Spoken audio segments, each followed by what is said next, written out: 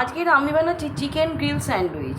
Chicken grill স্যান্ডউইচটা করতে গিয়ে প্রথমে আমি গ্রেডেড চিকেন, তার মধ্যে মেয়োনিজ, এই যে মেয়োনিজ মিশিয়েছি, চিজ দিয়ে নিয়ে একটা পেস্ট বানিয়ে নিয়ে প্রথমে সেইটা দিয়েছি।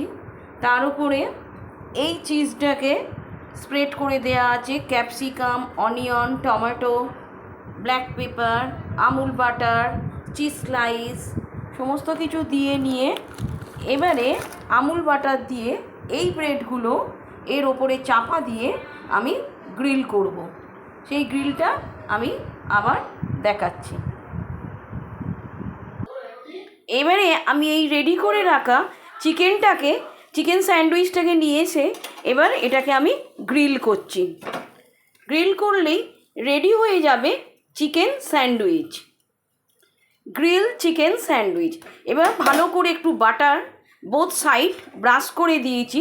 ব্রাশ করে দিয়ে নিয়ে রেডি হয়ে গেল চিকেন গ্রিল স্যান্ডউইচ।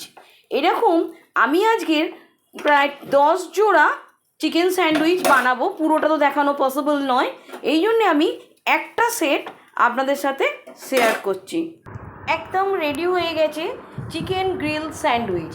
এবার দেখুন কতটা ক্রিস্পি এবং ভেতরে কতটা স্টাফিং আছে, যেটা এখান থেকে অলমোস্ট বেরিয়ে আসছে। একদম রেডি হয়ে গেল ক্রিস্পি গ্রিল চিকেন স্যান্ডউইচ।